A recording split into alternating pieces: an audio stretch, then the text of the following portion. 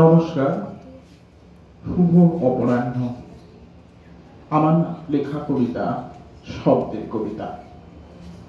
কয়েকবার বাঁধ ভাঙার শব্দ পেয়েছে, হয়নি শাটার তুলে বন্দি করা সেদিন।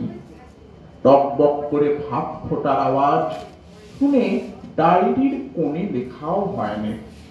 পরিযায়ী খিদের শব্দ, পায়ের নুপুর, না না, ওগুলো নিয়ে আর সিম্প্যাথি নেই। আচ্ছা, মৃত্যুর শব্দ ঠিক কতটা জোরে? আর তো গোঙানি শুনবো কি রেড লাইটে? সবই কেমন যেন পাং শুটে ম্যার ম্যারে, ঠিক গরম তেলে লুচি ভাজার মতো নয়। চশমা পরে শব্দ খুঁজি, কানে রাখি তুলো।